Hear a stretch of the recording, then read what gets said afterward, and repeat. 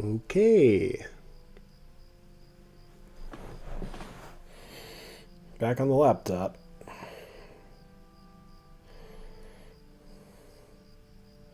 Little failed experiment there. That's fine.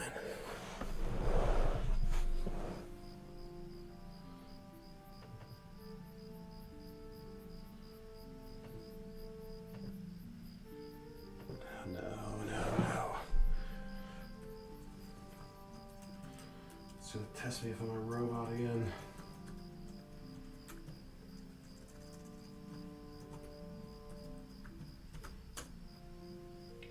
You bastards.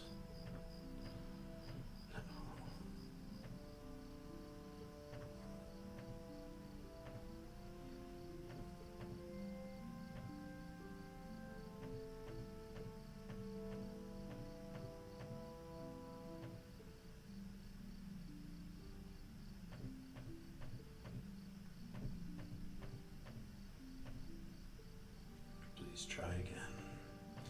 It always makes you try again. It's the ironic part. No matter how well you do. Traffic lights. Motorcycles. Fire hydrants. Please verify.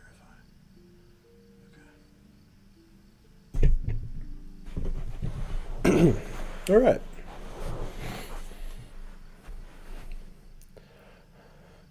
Welcome.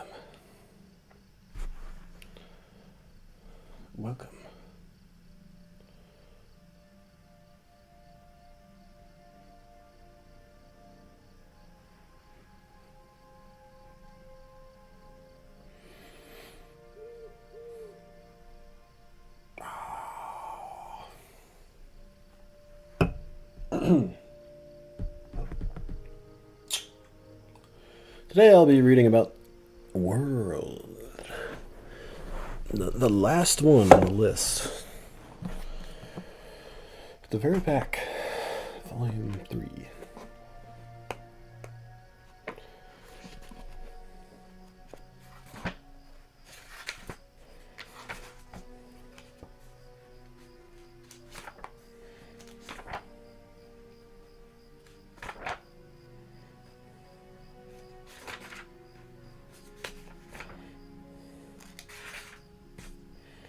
Chapter 102.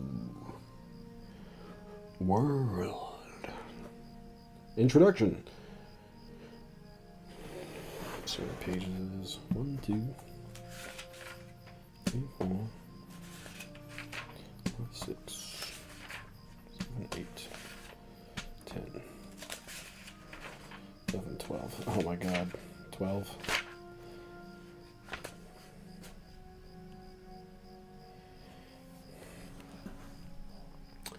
You know what? Maybe we don't read about World today. Maybe, we read about something else. How about...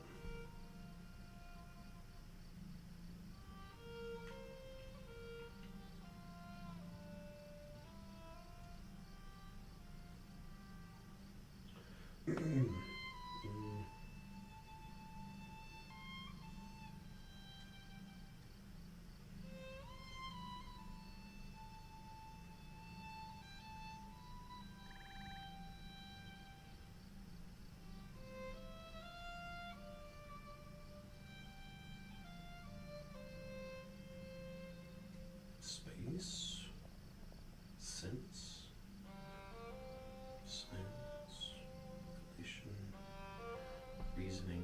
I feel like I must have already done reasoning. Maybe not.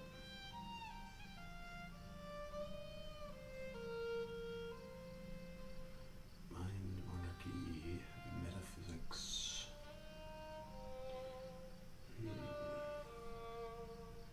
How long is the chapter on metaphysics?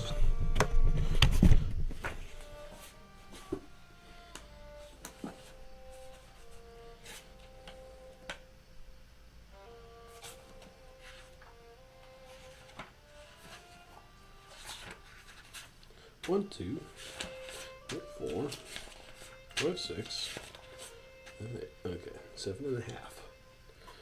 It's a little better. Metaphysics. Okay.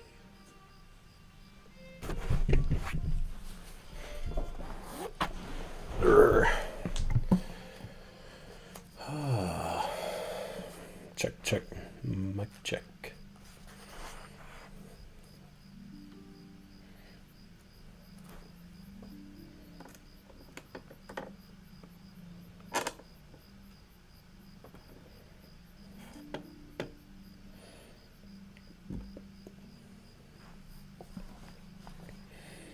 It's probably the perfect spot.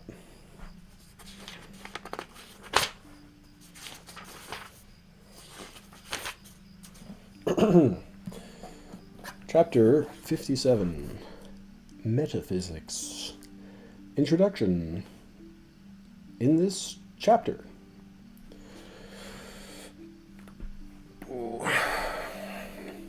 as in metaphysics, we must distinguish controversies about the science we are considering from controversies in it. But here the situation is complicated by many ambiguities. In the tradition of Western thought, the name of science has never been denied to mathematics, no matter how its subject matter has been defined or what conception of science has prevailed. But controversies about metaphysics often begin, in modern times at least, by questioning our right to use the word science when we speak of metaphysical inquiry or speculation. The challenge usually implies that metaphysics cannot be regarded as a body of valid knowledge because the peculiar objects it has chosen to investigate are not susceptible to scientific inquiry. If experimentation were the sine qua non of scientific knowledge, it would follow, of course, that a discipline which could not perform experiments or even less rigorous types of less rigorous types of empirical research could not be called a science. But by that standard, mathematics would also be ruled out. It does not seem to be the case, however, that mathematics and metaphysics stand or fall together. Hume, for example, admits the one and excludes the other. If we are persuaded of his principles concerning science, what havoc, he says, must we make when we run over our libraries? If we take in our hand any volume of divinity or school metaphysics, for instance, let us ask, does it contain any abstract reasoning concerning quantity or number? No. Does it contain any experimental reasoning concerning matter of fact and existence? No. Commit it, then, to the flames, for it can contain nothing but sophistry and illusion. Nor does Kant make experimentation or empirical research indispensable to valid and certain knowledge. On the contrary, pure, as opposed to empirical physics, is for him like mathematics in having the superior status of a priori knowledge. They are both sciences in the highest sense of the term, because they consist of valid synthetic judgments a priori. Kant, therefore, does not exclude metaphysics from the ranks of science, because he thinks that metaphysic, according to its proper aim, consists merely of synthetic propositions a priori. Not the method of metaphysics, nor the form of its propositions, but the character of its objects seems to be the cause of its frustration, reducing it to what Kant calls an illusory dialectic, rather than a valid science. It might be supposed that those who take the opposite view, that metaphysics is a science, even perhaps the highest of the sciences, would agree in defining its objects of the scope of its inquiry. This does not seem to be the case any more than it seems to be true that all those who criticize metaphysics conceive its subject matter in the same way. Following what he takes to be the traditional conception of metaphysics in the medieval schools, which appears to him to be continued in the writings of Descartes, Leibniz, and Wolff, Kant says that metaphysics has, for the proper object of its inquiries,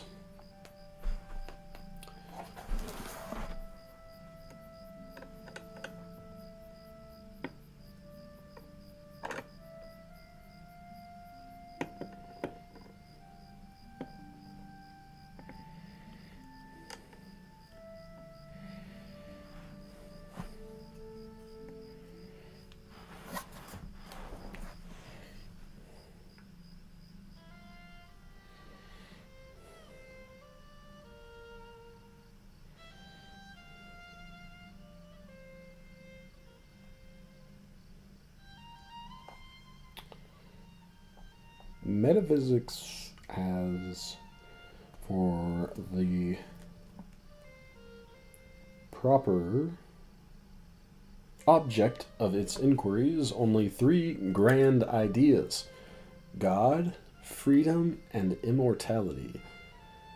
This also seems to be at least part of what Hume has in mind when he refers to school metaphysics and associates it with divinity, by which he means theology, natural or sacred. Yet we find William James saying that Hume is at bottom as much of a metaphysician as Thomas Aquinas, because he is engaged in speculations concerning the relation or lack of relation, the identity or lack of identity, and the discrete elements of immediate experience.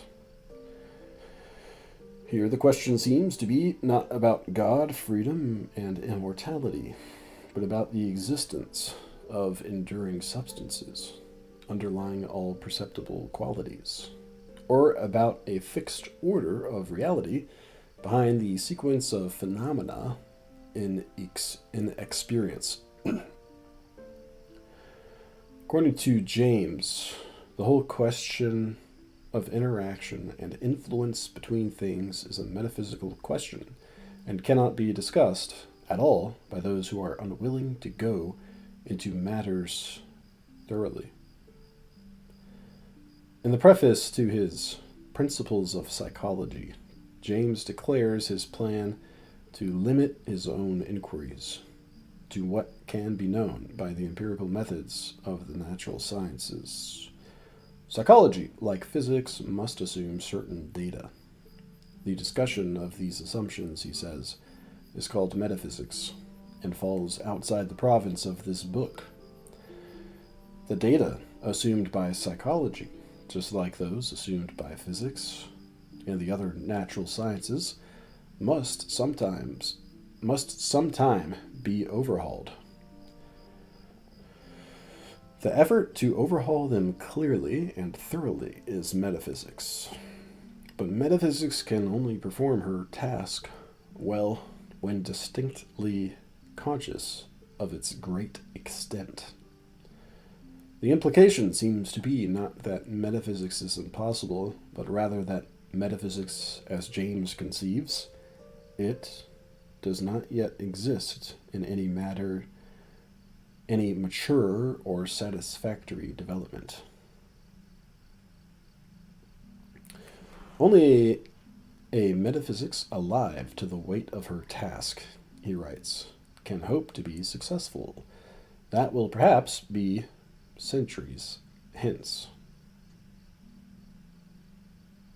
We cannot fully explore the issue concerning the objects of metaphysics without observing that other names are used in the tradition of the great books to designate the discipline which, rightly or wrongly, claims to be the highest human science. The Greeks initiated the conception of a discipline which should be preeminent because it deals with first principles and highest causes. It not only searches for wisdom about the ultimate realities, it also lays the foundations for all other sciences. But the Greeks do not have one name for this discipline, nor is metaphysics even among the various names they use. Aristotle, whose Metaphysics is the first great book to have this word in its title, never uses the word to refer to the science which he is trying to define and establish. In the opening chapters, he speaks of it under the name of wisdom. For all men suppose what is called wisdom to deal with the first causes and the principles of all things. There are other theoretical sciences, such as physics and mathematics, which investigate causes or deal with principles, but they do not reach to the highest causes or first principles, nor do they take all things in their most universal aspect as the object of their inquiry. Though physics also is a kind of wisdom, says Aristotle, it is not the first kind. And elsewhere he says that both physics and mathematics must be classed as parts of wisdom. Physics deals only with material things in motion, and the mathematician investigates abstractions. Objects, which, except as abstracted, cannot exist apart from matter and motion. If there is something which is eternal and immovable and separated from matter, clearly the knowledge of it belongs to a theoretical science, not, however, to physics nor to mathematics, but to a science prior to both. It is that science which is the highest part of wisdom. Aristotle gives two names to the supreme form of human wisdom, or the highest of the theoretical sciences. He denominates it both from the position it occupies in relation to all other disciplines, and also in terms of the kind of substance which it alone investigates. If there is, quote, no substance other than those which are formed by nature, natural science, i.e. physics, will be the first science. But if there is an immovable substance, the science of this must be prior and must be first philosophy. But this highest science also deserves to be called theology, as well as first philosophy. There are, Aristotle says, three theoretical philosophies: mathematics, physics, and what we may call theology. Since it is obvious that if the divine is present anywhere, it is present in things of this sort, i.e., the eternal, immutable, immaterial. There is still another name for the highest speculative discipline in the Greek conception of the word. The Greek conception of the order of the sciences. Dialectic is the name which Plato gave to the search for first principles, and not the knowledge of the most intelligible realities. As appears in the chapter on dialectic, Aristotle contrasts the dialectician and the philosopher as respectively concerned with opinion and knowledge. But Plato regards the dialectician as preeminently the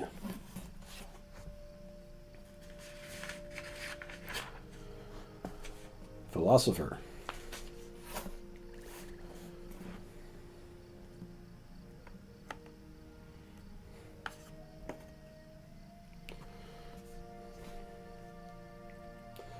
Not only does dialectic belong to the realm of knowledge rather than opinion, but in the realm of knowledge, mathematics occupies the lower, dialectic the upper part. The mathematical sciences build upon hypotheses which they do not and cannot establish. Dialectic uses hypotheses only as steps and points of departure into a world which is above hypotheses, in order that she may soar beyond them to the first principle of the whole, and, by successive steps, she descends again without the aid of any sensible object from ideas, through ideas. And in ideas she ends. Despite all the relevant differences between Plato and Aristotle concerning being and becoming, reason and sense, the intelligible and the sensible, it seems possible to compare the knowledge which Plato calls dialectic with what Aristotle calls first philosophy, or theology. Both, for example, proceed from first principles and establish the foundations of the inferior sciences. On its downward path, dialectic, according to Plato, brings the light of reason to bear on the understanding of the hypotheses, which are the principles of mathematics. Though Aristotle thinks that mathematics rests on axioms or self-evident truths, he also says that it must be the business of first philosophy to examine the principles of mathematics, because the mathematician only uses them in a special application, without investigating their general truth. Furthermore, the question concerning how the objects of mathematics exist is a question for the first philosopher, not the mathematician. In the Sophist, Plato, to illustrate the difference between the sophist and the dialectician, or philosopher, develops an analysis of such terms as being and non-being, true and false, same and other, one and many, rest and motion. These, it seems, are the fundamental concepts in the philosopher's knowledge of the ultimate reality. But these are also the fundamental concepts in Aristotle's Metaphysics in the medieval period, when metaphysics generally replaces dialectic. Aristotle's Metaphysics period. In the medieval period, when metaphysics generally replaces dialectic as the name for the first philosophy, the so-called transcendental terms, such as being, essence, other, one, true, good, are treated as the basic metaphysical concepts, and what is characteristic of them as abstractions helps to characterize the nature of metaphysics as a science. The word metaphysics comes into use as a result of the title supposedly given by the Alexandrian librarians to the work in which Aristotle treats the problems of the first philosophy. The word is short for the books which come after the books on physics. Plotinus uses the word and connects it with the Platonic meaning of dialectic, Platonic meaning of dialectic.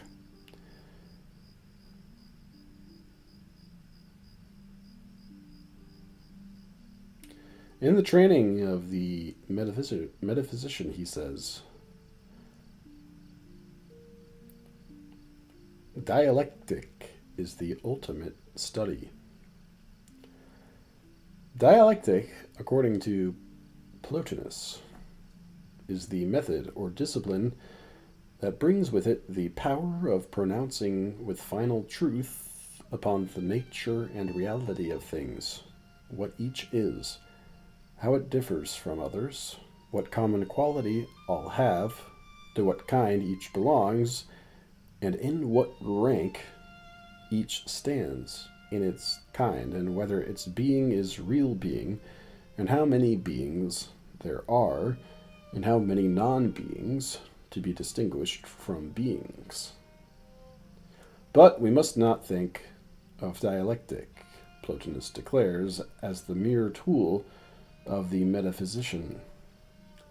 It goes beyond metaphysics, as vision or contemplative wisdom goes beyond discursive reasoning and demonstration. It leaves to another science all that coil of premises and conclusions called the art of reasoning. The question which Plotinus raises, whether there is a higher science or form of knowledge than metaphysics, is naturally considered by the great Christian theologians. In part, their answer resembles that of Plotinus. In part, it differs. Where Plotinus speaks of dialectic as the most precious part of philosophy, because it transcends reasoning and argument and reaches the sort of immediate apprehension of reality which cannot be expressed in words, theologians recognize the supremacy of mystical knowledge. A foretaste in this life of what the vision of God will be like in the life to come. But unlike Plotinus, they do not think such knowledge here or hereafter is natural wisdom. Rather, it is supernatural knowledge, the divine gift to man of a contemplative wisdom to which his nature cannot attain by its own unaided powers. The subordination of metaphysical science to knowledge, which is both supernatural and non-scientific, i.e. neither discursive nor analytical nor demonstrative, is considered in the chapters on theology and wisdom. Another subordination of metaphysics considered there also must be mentioned here as well. That is the subordination of metaphysics to theology. Both metaphysics and theology may be conceived as sciences which are engaged in reasoning and argument and in trying to demonstrate conclusions from principles. But one is merely a human science, working with the principles of reason, whereas the other is what Aquinas calls sacred doctrine, in order to signify that its principles are articles of religious faith.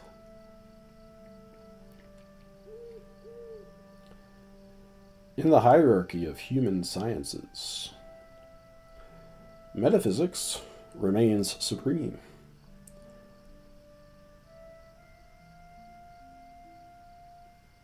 The first philosophy. It suffers only by comparison with theology insofar as the latter rests upon divine revelation, and, since it enjoys the certainty of faith, escapes the insecurity of reason. Though metaphysics and theology differ in their principles and somewhat in their methods, they do not differ entirely in their subject matter. Both, for example, may treat of God and of the existence of immaterial and imperishable beings. Aquinas, therefore, must face the objection that there is no need for any knowledge in addition to metaphysics, because everything that is treated of in philosophical science, even God himself, and that part of philosophy called theology, or the divine science, by Aristotle. To this he replies by giving two reasons for sacred theology.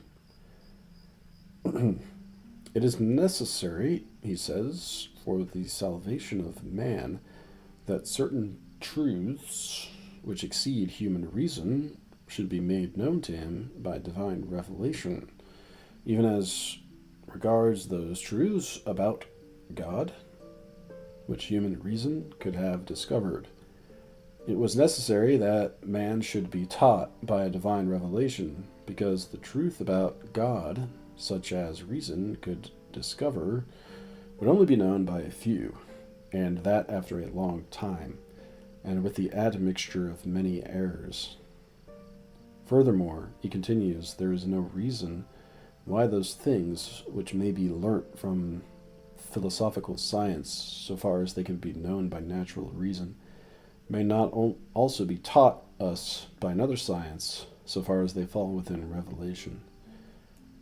Hence the theology included in sacred doctrine differs in kind from that theology which is a part of philosophy. These two kinds of theology are traditionally distinguished as natural and sacred. When Francis Bacon divides the sciences into theology and philosophy, he adds that in the former we do not include natural theology.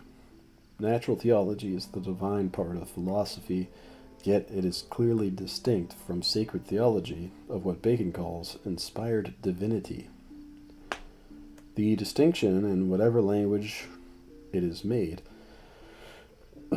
raises two problems. The first concerns the relation of natural to sacred theology, especially with regard to the scope of natural theology and the precise nature of its independence of sacred doctrine. On this question, there seems to be considerable difference between such writers as Augustine and Aquinas, or Bacon and Descartes. As already noted, the various issues involved are reserved for discussion in the chapter on theology. The second problem is directly pertinent to metaphysics alone. The question is whether metaphysics and natural theology are identical in subject matter or scope, or whether natural theology is only a part of metaphysics.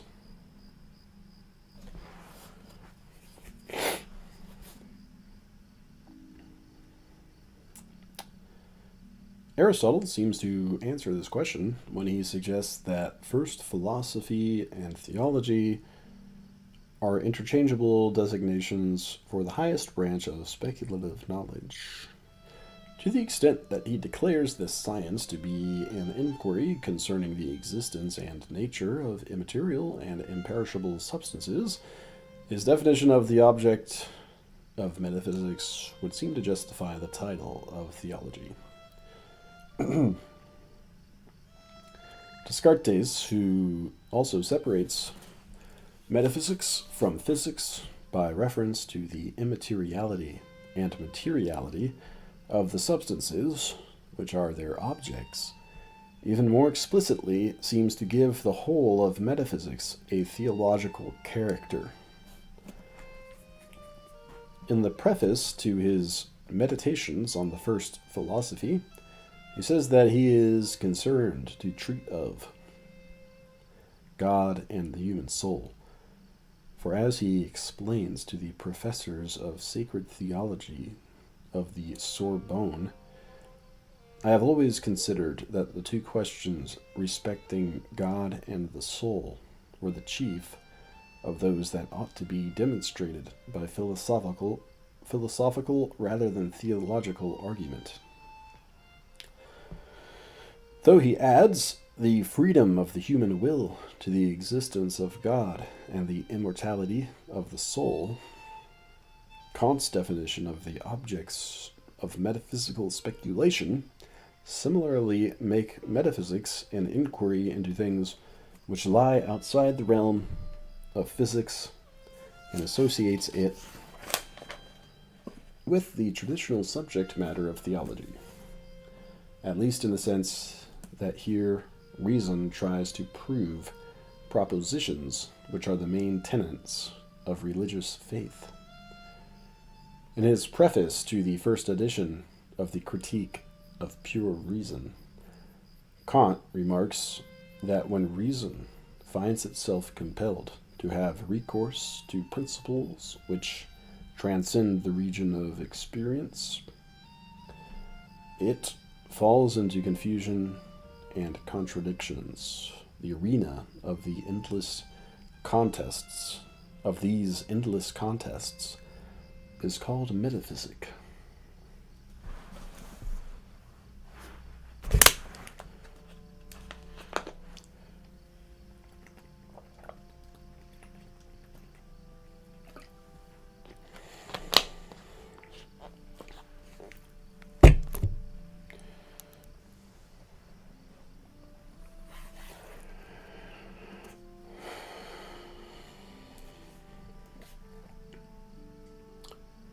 If nothing immaterial exists, if there are no beings apart from the changing things of sense experience, or if, although such things exist, they cannot be known by reason proceeding in the manner of speculative science, does it follow that metaphysics must also be denied existence, at least as a speculative science? The answer seems to be clear. If the declared objects of a science do not exist, or if those objects are unknowable by the methods which that science proposes to follow, then it seems difficult to defend its claims to be a valid science against those who challenge them. The controversy over the validity of metaphysics would thus appear to turn on the truth or falsity of the two ifs just mentioned. But the matter cannot be so resolved if natural theology does not exhaust the whole of metaphysics. That is, if metaphysics considers objects other than the immaterial, and if it inquires into their nature rather than existence. Aristotle's definition of the subject matter of the first philosophy seems to contain an alternative conception of metaphysics, one which may be quite consistent with the conception of it as theology, but which, however, gives its problems to solve in the realm of physical things. There is a science, Aristotle writes, which investigates being as being, and the attributes which belong to being, in virtue of its own nature. This definition of the first philosophy seems to differentiate it from mathematics and physics as sharply as the other definitions in terms of immaterial and imperishable substances. The other sciences, according to Aristotle, do not treat of being qua being universally. The properties of anything which is, quote, insofar as it has being, and the contraries in it qua being, it is the business of no other science to investigate. For to physics, one would assign the study of things not qua being, but rather qua sharing in movement. And mathematics is concerned with the attributes of things insofar as they are quantitative and continuous. These sciences mark off some particular kind of being, some genus, and inquire into this, but not being simply, nor qua being. Similarly, these sciences omit the question whether the genus with which they deal exists or does not exist, because it belongs to the same kind of thinking to show what it is and that it is.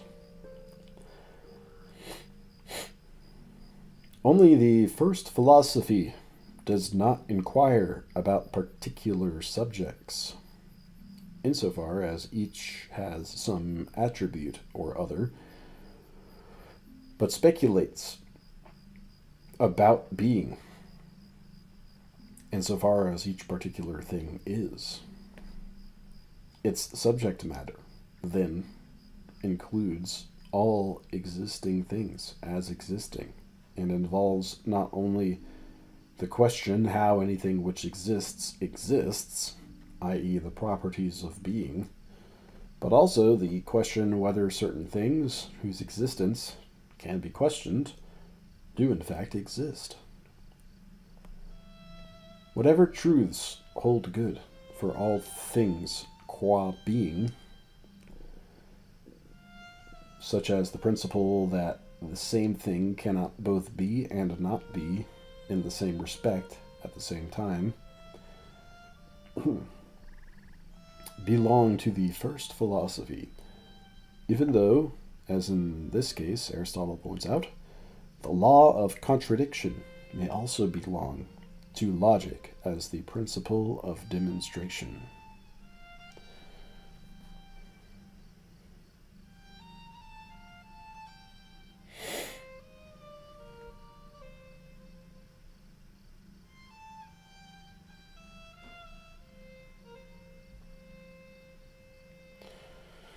This broader conception of the first philosophy explains as its restriction to natural the theology could not explain. This broader conception of the first philosophy explains as its restriction to natural theology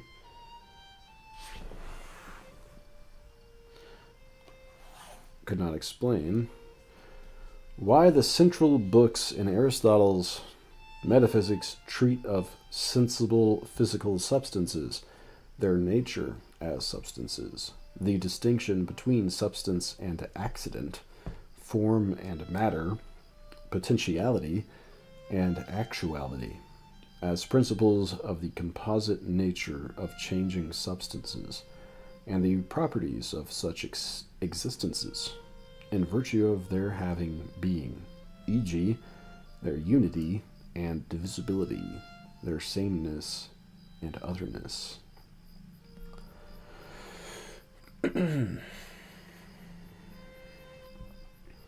Aristotle does not inquire whether such substances exist. He seems to take their existence as unquestionable, for he frequently refers to physical things as the readily recognized substances. But in addition to the question how sensible substances exist, there are such questions as whether there are or are not any besides sensible substances, and whether there is a substance capable of separate existence apart from sensible substances. And if so, why and how? These latter questions lead to the concluding books of the Metaphysics, which inquire into the existence of the non-sensible, the immaterial,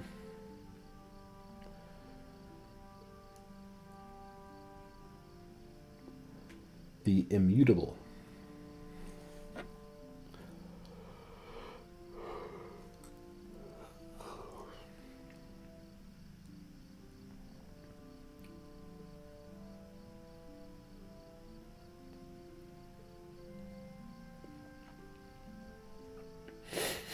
If Aristotle's theology begins here, then theology is only a part, the crowning part, perhaps, of a larger science whose object is not a special realm of being, but all of being. Hobbes and Bacon go further than Aristotle in the direction of opposing the identification of metaphysics with theology. Where Aristotle seems to admit theological subject matter as part of the first philosophy, they exclude it entirely. Hobbes does not use the word metaphysics in his own classification of the sciences. He employs it only as a term of derogation to refer to scholastic doctrines which he repudiates. His own classification makes Philosophia Prima that branch of natural philosophy which is prior to the mathematical and mechanical sciences. The latter deal with determinate quantity and motion. The antecedent science deals with quantity and motion indeterminate. These being the principles of first foundation, the principles or first foundation of philosophy. The science which deals with them is called Philosophia Prima.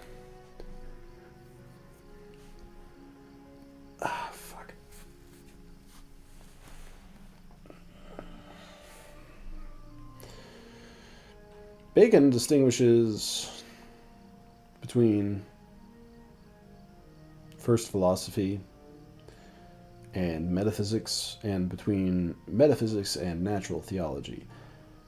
First philosophy, he says, is the common parent of sciences.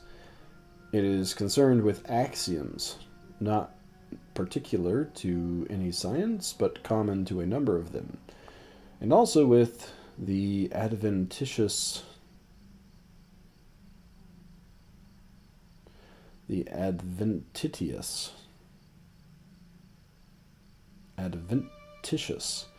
or transcendental condition of things, such as little, much, like, different, possible, impossible, entity, non-entity, etc.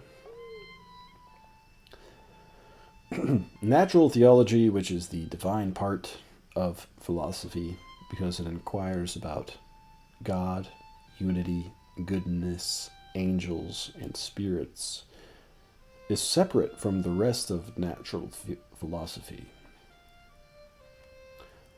But to assign the proper office of metaphysics as contradistinguished from primary philosophy and natural theology, Bacon writes, we must note that as physics regards the things which are wholly immersed in matter and movable, so metaphysics regards what is more abstracted and fixed. That physics supposes only existence, motion, and natural necessity, whilst metaphysics supposes also mind and idea.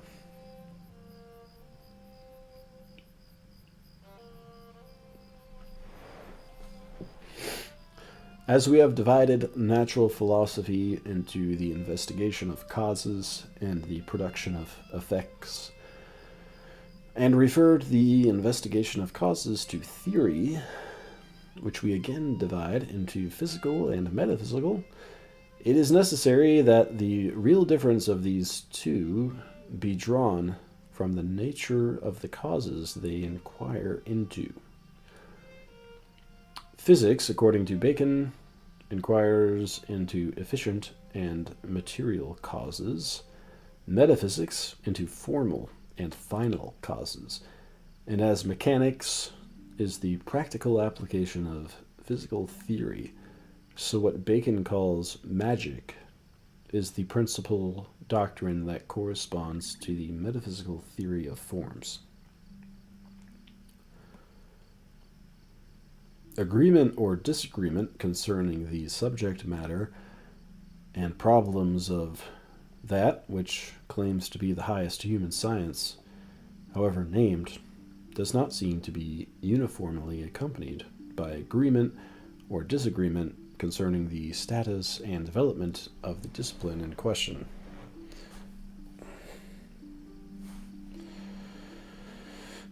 There seems to be some similarity, for example, between Plato's dialectic as an inquiry into forms and Bacon's notion of metaphysics as concerned with formal causes, a similarity which Bacon himself observes. But where Plato seems to think that dialectic exists to be taught and learned, Bacon's judgment is that this part of metaphysics is not the part dealing with final causes. If not, the part dealing with final causes has not yet been developed because the right method has not been employed. Again, Aristotle's conception of metaphysics as concerned with the primary axioms, the universal principles applicable to all existence, and the transcendental properties of being, seems to bear some resemblance to Bacon's primary philosophy. But Bacon writes as if Aristotle's Metaphysics had not been written, or at least as if it had not succeeded, as Aristotle might have supposed it had in establishing the science which Bacon finds, for the most part, in a defective or undeveloped condition.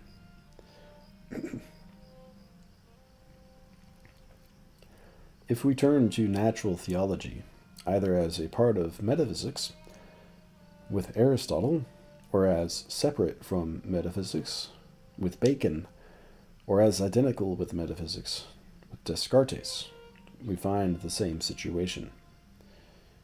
Aside from some verbal and some real differences concerning the objects of the inquiry, Aristotle, Bacon, and Descartes think that the existence of beings apart from the sensible world of matter and change can be demonstrated, and that something can be known of their nature, whether they are called immaterial substances, spirits, and intelligences, or God, angels, and souls.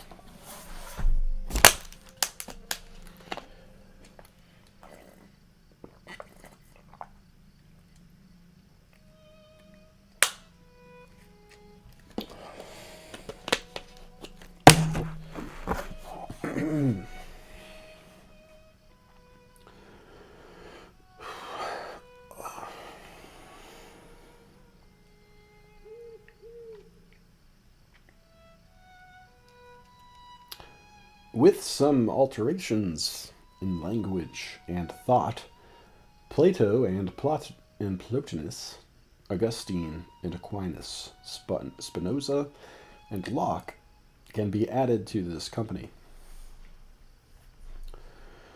They are theologians in that sense of theology, which implies a rational knowledge without religious faith, and either by intuition or demonstration, of beings which really exist, yet are not sensible or material or mutable or finite.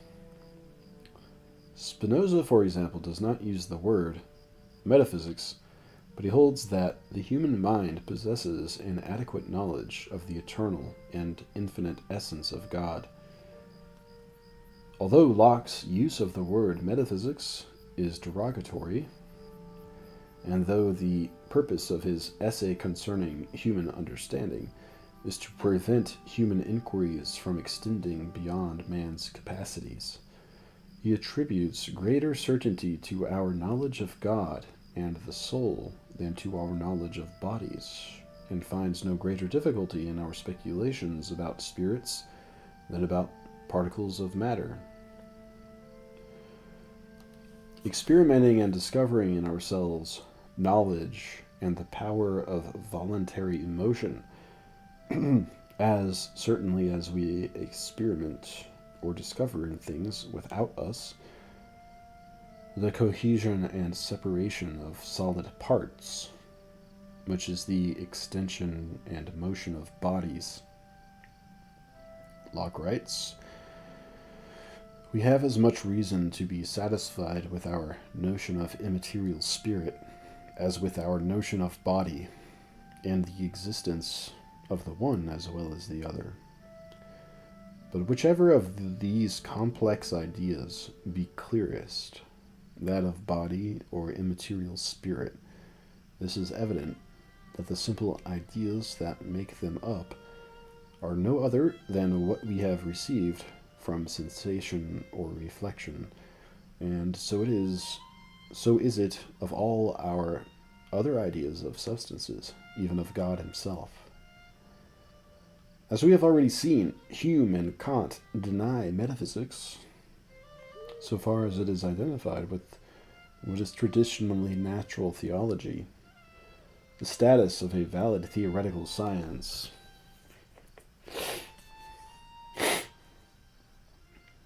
For them, it is incapable of taking its place beside physics and mathematics.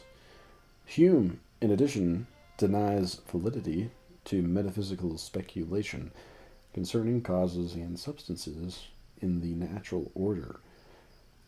Unlike Hume, who simply removes metaphysical problems from the realm of questions worth thinking about,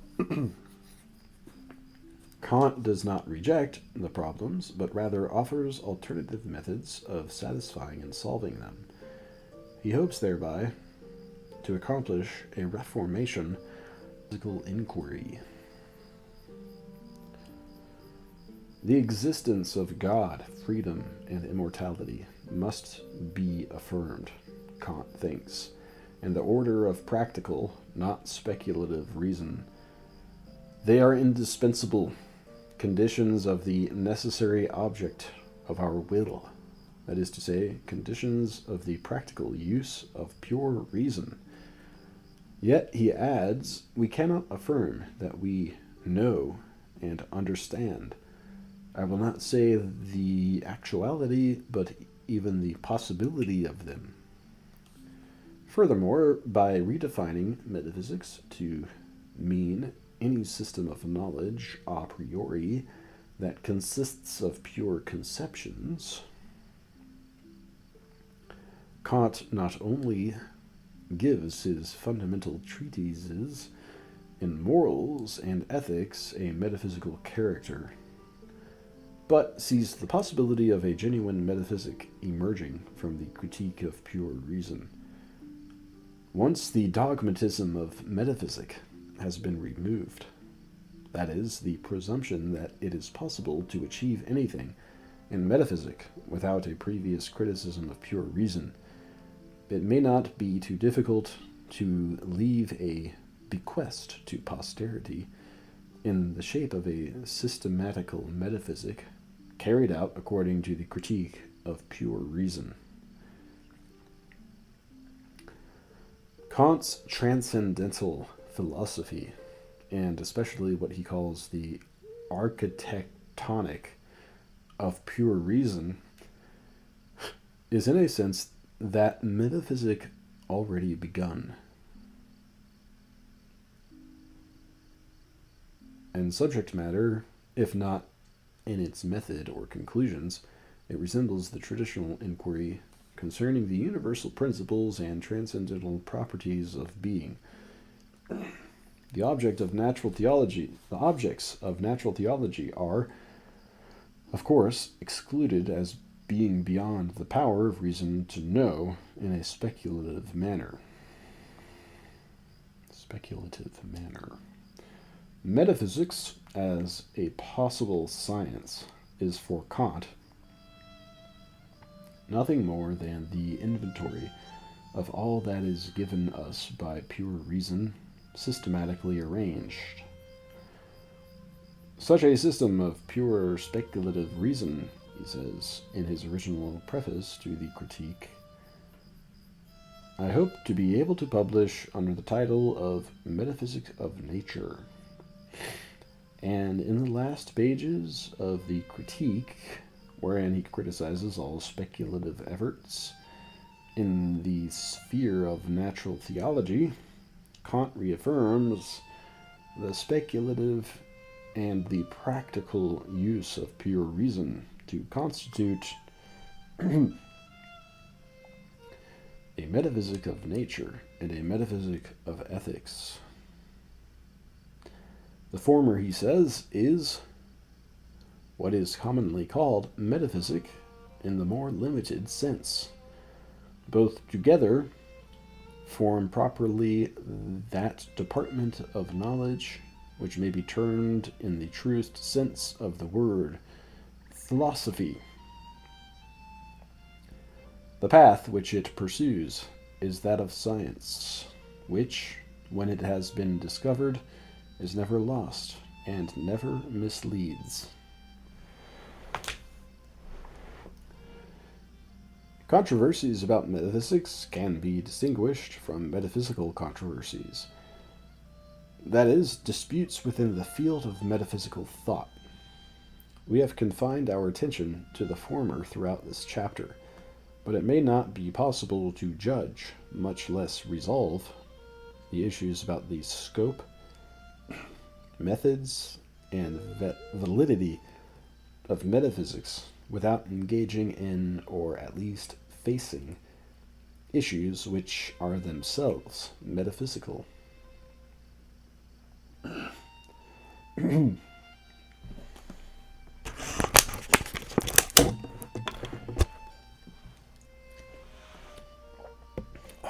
going to be loud. The only way to escape this would be to suppose that psychology, as an analysis of the powers of the mind, or epistemology, as a theory of the criteria of valid knowledge, could determine in advance of any examination of metaphysical discussion whether the matters to be discussed fall within the range of questions concerning which the human mind has the power to find and validate answers. But if this supposition is untenable in itself, or if it is untenable because psychology and epistemology, when they are treated as the first philosophy, themselves presuppose a metaphysics or conceal their metaphysical presuppositions, then no alternative remains but to judge metaphysics directly by its fruits. In that case, the issues surveyed in this chapter require an examination of the metaphysical discussions to be found in such chapters as God, angel, idea, soul, immortality, will, which are relevant particularly to the problems of natural theology, and as relevant to other parts or problems of metaphysics, such chapters as being, cause, form, matter, one in many, relation, same and other.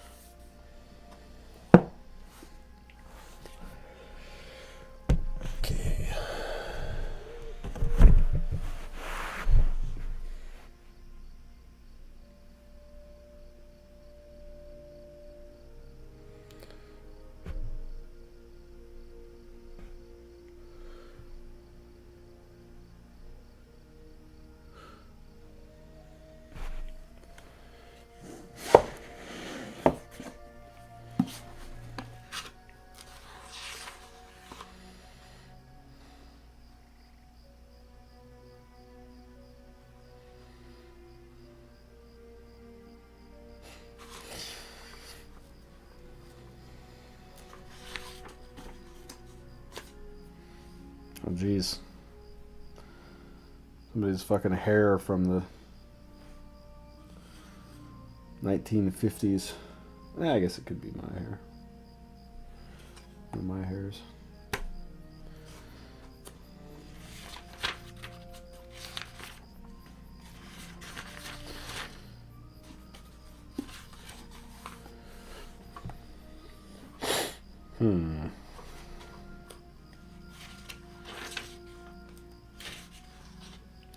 I'm curious about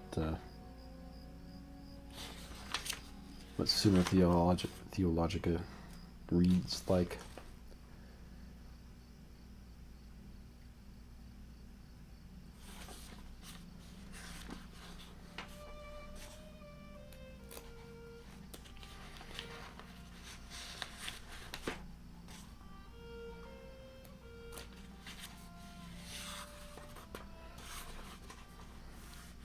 First part, Treatise on God. Question 1. The nature and extent of sacred doctrine in 10 articles. To place our purpose within proper limits, it is necessary first to investigate the nature and extent of this sacred doctrine. Concerning this, there are 10 points of inquiry. Has this been translated? Or was it written in English? Prologue. Because the teacher of Catholic truth ought to teach not only those who have advanced along the road, but also to instruct beginners, according to the saying of the apostle, as unto little ones in Christ, I gave you milk to drink, not meat. We purpose in this book to treat of whatever belongs to the Christian religion in a way that is suited to the instruction of beginners. We have considered that students in this doctrine have not seldom been hampered by what they have found written by other authors, partly on account of the multiplication of useless questions, articles, and arguments, partly also because those things that are necessary for them to know are not taught according to the order of the subject matter, but according as the plan of the book might require, or the occasion of disputation offer, partly, too, because frequent repetition brought weariness and confusion to the minds of the readers. Endeavoring to avoid these and other like faults, we shall try, with confidence and the help of God, to set forth whatever is included in sacred doctrine as briefly and clearly as the matter itself may allow. And it's probably written not in English. Thomas Aquinas. Summa Theologica. Okay. Translated by Fathers of the English Dominican Province. Revised by Daniel J. Sullivan. Must have been written in Italian. I think I looked this up. I think it was written in Latin. I actually wrote it in Latin originally.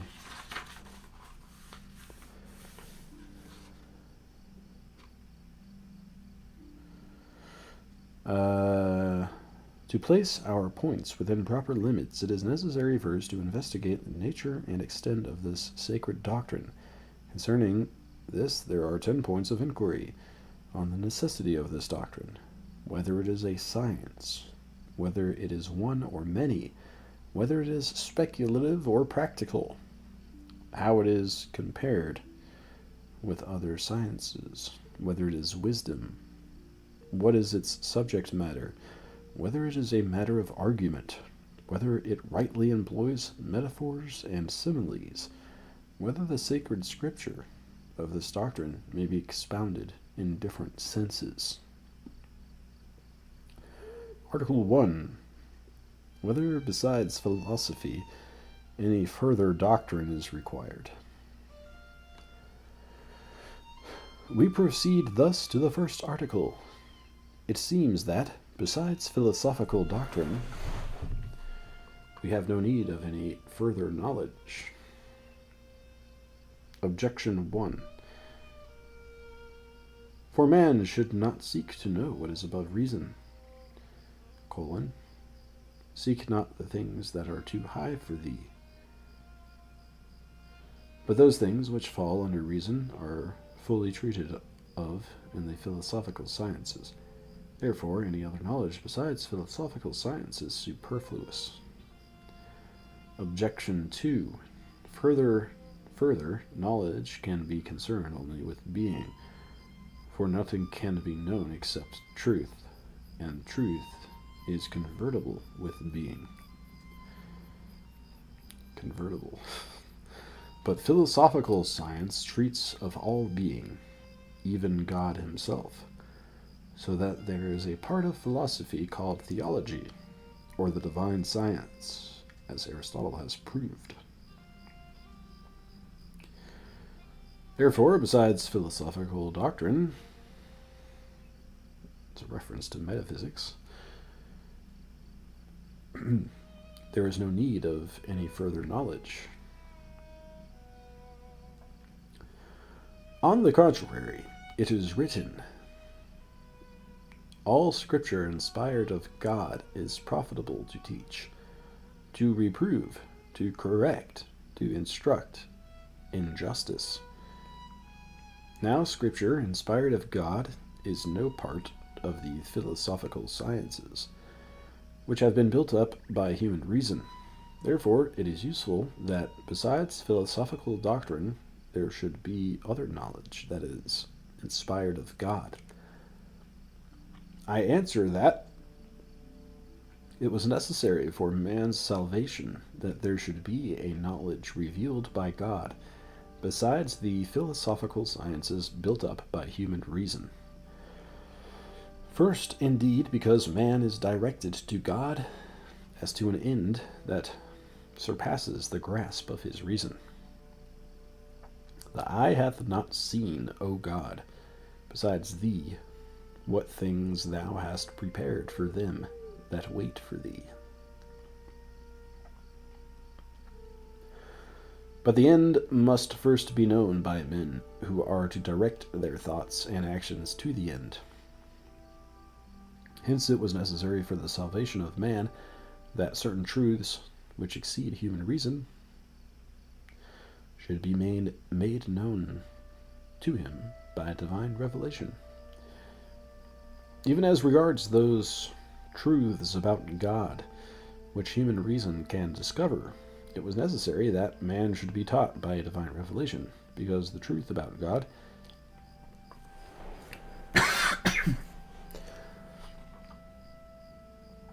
such as reason could discover would only be known by a few, that after a long time, and with the admixture of many errors. But man's whole salvation, which is in God, depends upon the knowledge of this truth. Therefore, in order that the salvation of men might be brought about more fitly and more surely, it was necessary that they should be taught divine truths by divine revelation.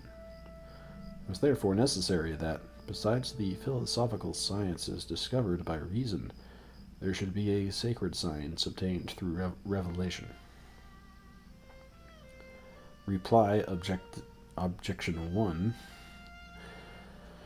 Although those things which are higher than man's knowledge may not be sought, for by man through his reason, nevertheless, once they are revealed by God, they must be accepted by faith. Hence the sacred text continues, for many things are shown to thee above the understanding of man. And sacred doctrine consists in things of this kind. Reply Objection 2. Sciences are differentiated according to the different natures of knowable things. For the astronomer and the physicist both may prove the same conclusion, that the earth, for instance, is round. The astronomer by means of mathematics, that is, by abstracting from matter, but the physicist by means of matter itself, Hence, there is no reason why those things which are dealt with in the philosophical sciences, so far as they can be known by natural reason, may not also be taught us by another science, so far as they fall within revelation. Hence, theology, which pertains to sacred doctrine, differs in genus from that theology which is part of philosophy. Article 2. Whether sacred doctrine is a science. Okay, so Treatise on God has 10 parts to it. That's page 1 to 26, or QQ 1 to 26. Okay, that's page 3 to 153. QQQ, is that chapter? Question? What does QQ mean? Article 7. Question 4. The perfection of God.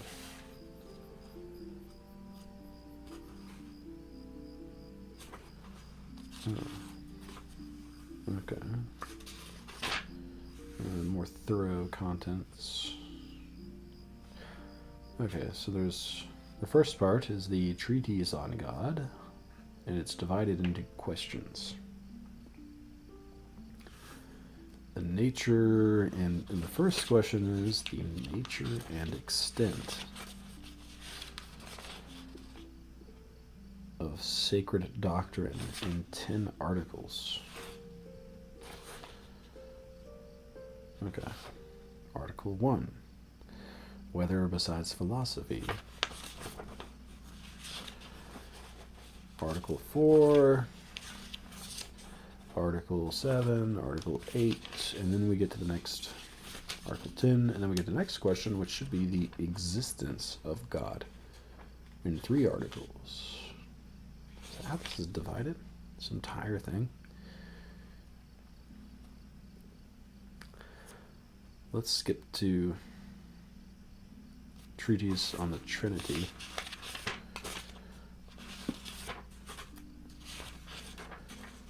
Which is 153.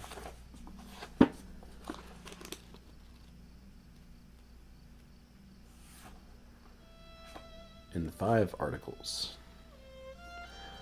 Whether there is procession in God. And there's objections and replies. On the contrary, I answered that whether the procession of love in God is generation. The divine relations in 4 articles. Question 28.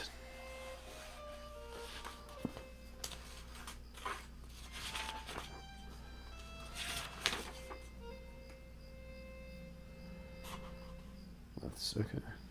The divine revelations, 157. The divine persons, the plurality of persons in God. What belongs to the unity or plurality in God? The knowledge of the divine persons, of the person of the Father, of the person of the Son, of the image of the person, of the Holy Ghost, of the name of the Holy Ghost. Wow.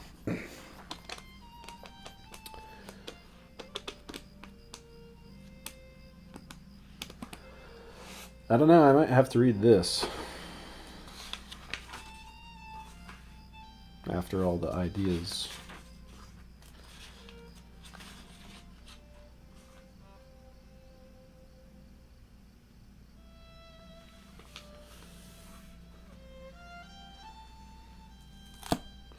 We shall see. Summa Theologica. Thomas Aquinas.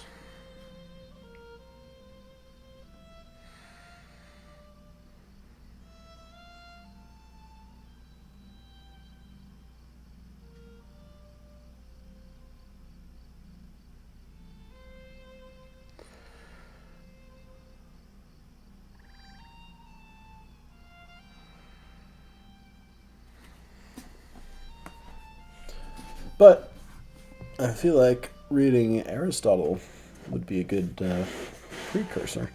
Sometimes I think it makes more sense to go backwards in time a shorter amount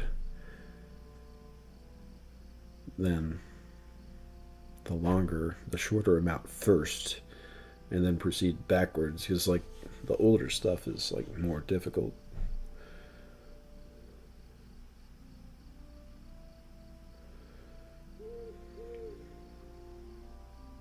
The more contemporary writers are like easier to understand all the times.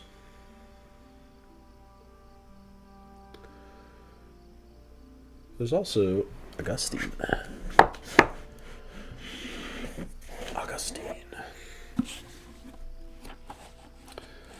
Confessions. The City of God and on Christian Doctrine.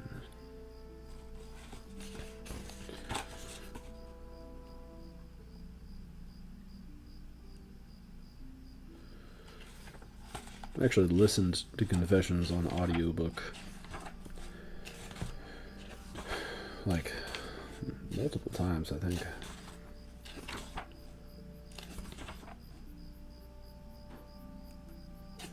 And sadly, I think I've forgotten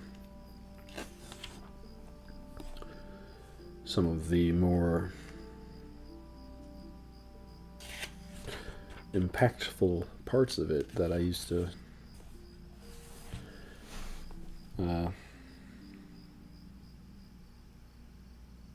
think about from time to time.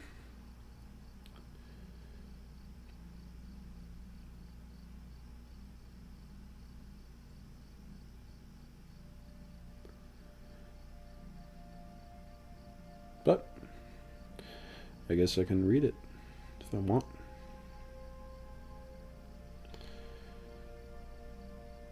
Confessions. Sort of about, if I remember, how St. Augustine sort of went from being a sort of normal guy, Roman citizen, I think,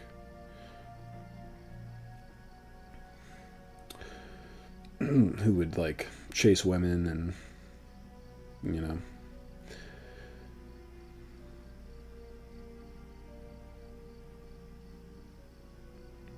get drunk and go to plays and normal shit. Sort of went from that to being like an enlightened saint. For some reason, something made him change his ways.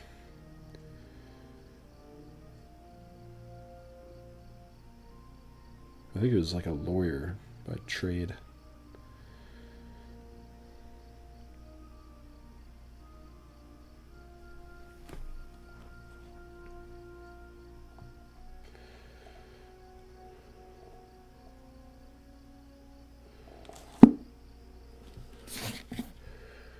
One of the founding texts of the Catholic Church, along with Summa Theologica, if I am not mistaken.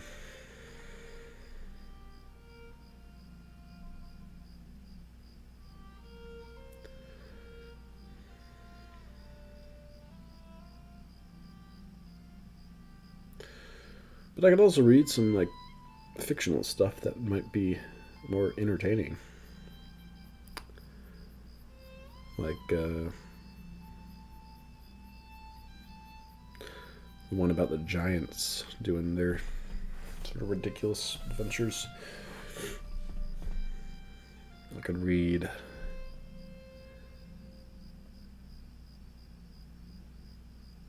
Swift or Stern. What was the one that Stern wrote?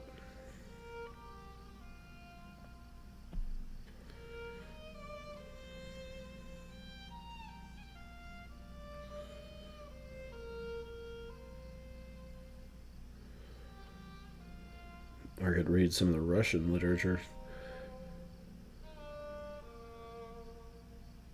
That's the most recent fictional stuff that is in the set.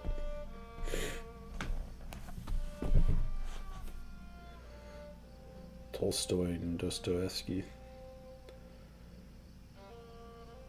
I could read Goethe. That's actually not very long by the looks of it.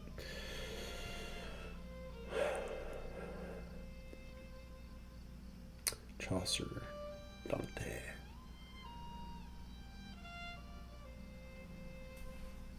Where's Gibbon at? Not Gibbon, but Milton. Is this all just Paradise Lost?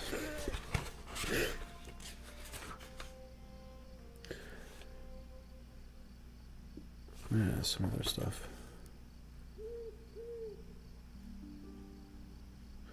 This is quite nicely printed. So what's really interesting about these volumes is that the formatting of the writing is so different, like in each one of them. Like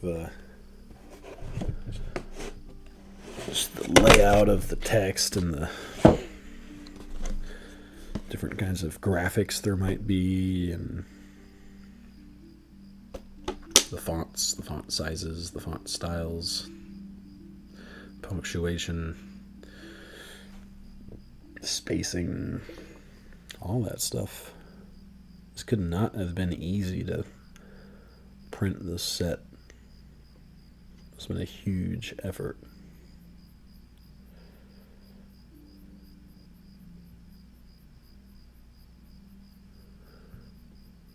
It's really a remarkable achievement of public publishing.